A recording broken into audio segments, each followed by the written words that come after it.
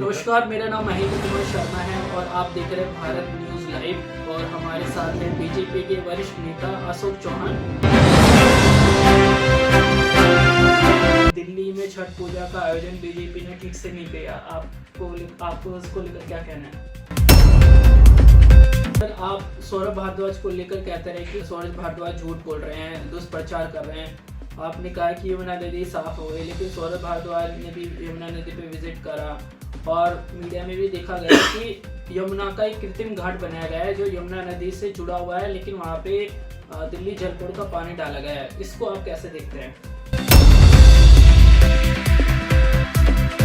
Sir, Delhi सरकार को कार्यकाल करते हुए सत्ता में 8 महीने का समय हो गया। आप अंबेडकर नगर से विधायक रहे, फिर आपने अब भाजपा में आप बहुत लंबे समय से काम कर रहे हैं, आपने अनेक चुनावों का नेतृत्व करा है और दिल्ली में अब बीजेपी की सरकार आ गई है, उसमें भी कहीं ना कहीं आपका योगदान भी है कि एससी कम्युनिटी के लोगों ने इस बार बीजेपी को बहुत हद तक चुनाव में सफलता दिलवाने का काम करा है। सर, इन दिनों छठ पूजा को लेकर काफ़ी बवाल मचा हुआ है। आम आदमी पार्टी कह रही है कि दिल्ली में छठ पूजा का आयोजन बीजेपी ने ठीक से नहीं किया, आपको उसको लेकर क्या कहना है? देखो, मैं आपके माध्यम से, आपके चैनल से मैं आप जो मेरे अंबेडकर नगर के निवासी हैं उनको मैं धन्यवाद करना चाहता हूं, क्योंकि जब मैं आम आदमी पार्टी से चुनाव लड़ा था और उन लोगों ने सपोर्ट करके मुझे विधायक बनाया था।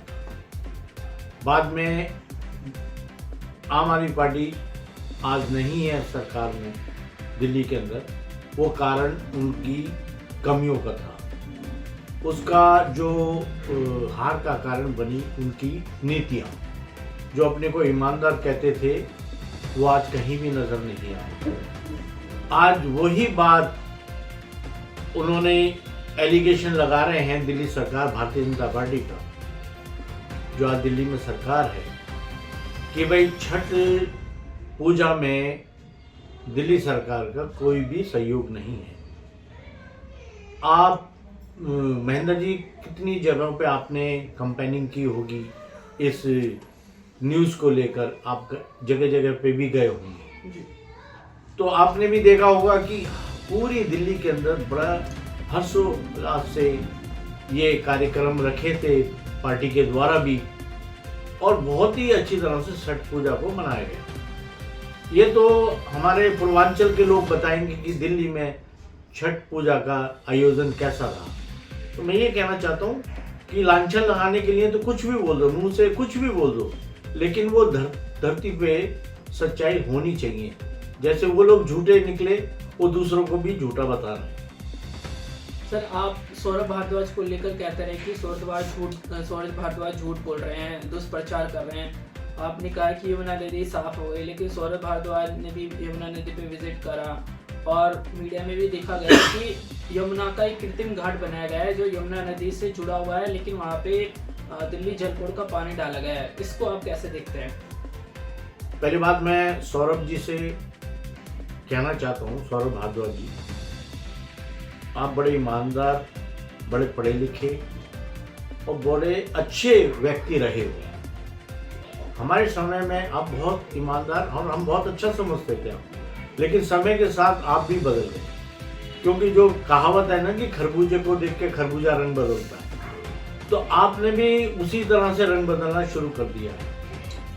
आप पूरे 10 से 12 साल दिल्ली सरकार में बैठे, आपने जब जमुना जी को साफ नहीं कर पाया, अभी 1 साल भी नहीं हुआ है भारतीय जनता पार्टी को सरकार आए हुए, तो आप उन पे ये लांछन लगा रहे हैं कि यमुना जी का पानी गंदा है, और कई जल बोर्ड का पानी लाकर उसको वहाँ भराव किया है और स्वच्छ पानी दिखाया है। ये सब गलत है। जमुना जी पे इतने घाट बने हैं, इतनी पूजा हुई है छठ पर, तो हर पूर्वांचली, हर दिल्ली का वासी जानता है कि कौन सच बोल रहा है, कौन झूठ बोल रहा है। सर, दिल्ली सरकार को कार्यकाल करते हुए सत्ता में 8 महीने का समय हो गया, काफ़ी कुछ बदल रहा है। आप खुद भी दिल्ली में रहते हो, बहुत सारी समस्या है, ट्रैफिक की समस्या है, स्कूलों की समस्याएं और भी बहुत सारी समस्या, आपको क्या लगता है किन किन मुद्दों पर सरकार को और काम करने की ज़रूरत है? देखिए, सरकार बने हुए 7 से 8 महीने ही हुए हैं, और जिस दिन से सरकार बनी है तो केंद्र सरकार का भी उनके ऊपर प्रेशर है कि हम जल्दी से जल्दी दिल्ली को आगे की तरफ ले जाएं। जो पीछे 10 साल में दिल्ली पीछे चली गई उसको उसी मुकाम पे दोबारा लाएं और उसको आगे और बढ़ाएं। तो उनको समय दीजिए, दिल्ली सरकार को, और समय मिलेगा, वो काम कर रही है और हर जगह पे काम होगा, चाहे शिक्षा को होगा, चाहे सड़कें हों, चाहे सफाई का कर्म हो, या यमुना जी को साफ किया जाए, और भी बहुत से कार्य हैं जो होने हैं, वो सब धीरे धीरे हो जाएंगे। सर, एक चीज देखने को मिली कि जैसे दिल्ली सरकार सत्ता में आई, लगातार बुलडोजर चली, अनेक लोगों के मकान तोड़े गए, दुकानें तोड़ी गई, और जो अनऑथराइज लोग हैं उनकी झुग्गियों को तोड़ा गया। इस सब को आप कैसे देखते हैं? देखिए, अनऑथराइज तो अनऑथराइज होता है। अगर मैं भी अनऑथराइज जगह पे रहूँगा तो मेरा भी मकान टूटेगा तो मैं चूँ भी नहीं कर सकता, क्योंकि हम इलीगल हैं। इलीगल चीज़ सभी के लिए कानून बराबर है। अगर वो कानून के माध्यम से सरकार कर रही है तो बिल्कुल उचित है। अगर कानून के विरोध में, अगर कानून से हटके करेगी तो वो किसी के लिए भी अच्छा नहीं है। लेकिन ये जो कार्य हुए हैं दिल्ली में, जो झुग्गी तोड़ दी हैं, उन्होंने रेलवे लाइन के पास पूरी कब्जा कर लिया, उसको गिराया गया है, ऐसा कुछ नहीं है। जो लोग इन चीज़ों को ध्यान में रखें कि वाकई में ये काम अच्छा हो रहा है तो उसकी सराहना करें, नहीं तो भाई मुंह से झूठ बोलने में या कुछ बोलने में कुछ नहीं रखा। सर, आम आदमी पार्टी के समय पर मोहल्ला क्लिनिकों की शुरुआत हुई थी। अब बहुत सारे मोहल्ला क्लिनिक आरोग्य मंदिर पर बदल गए हैं और बहुत सारे मोहल्ला क्लिनिकों पर ताला लगने वाला है। इसको कैसे देखते हैं? ताला लगेगा तो जो डॉक्टर काम कर रहे हैं उनका रोजगार जाएगा। देखिए, मोहल्ला क्लिनिक का कॉन्सेप्ट जो था ना, बहुत पुराना, वो भी भारतीय जनता पार्टी के उधर से ही आया था। क्योंकि हमारे जो वर्तमान में मंत्री हैं कपिल मिश्रा जी, ये कॉन्सेप्ट उनकी मदर के उधर से आया था, उनके घर से आया था। इसको मोहल्ला क्लिनिक करके वही कॉन्सेप्ट लाए थे। अरविंद केजरीवाल ने तो इसको अपना बना के प्रस्तुत कर दिया सबके सामने कि भाई ये हम लाए हैं। सच्चाई ये है कि मोहल्ला क्लिनिक बने जरूर, लेकिन उसमें डॉक्टर रहे जरूर, लेकिन वो सब पर्चों पे थे, पेपर्स में थे, इस पे ये डॉक्टर्स है, लेकिन वहाँ पर ना दवाइयाँ थी, किसी जगह पे मान लो थे भी, लेकिन हर जगह मोहल्ला क्लिनिक सक्सेस नहीं हो पाया। इसलिए उनको बंद करके उसी मोहल्ला क्लिनिक को अगर सुचारू रूप से भारतीय जनता पार्टी चलाएगी, उसकी जगह पे कॉन्सेप्ट चेंज कर उसको अच्छा कार्य और आगे बढ़ाए, ये मैं चाहता हूँ।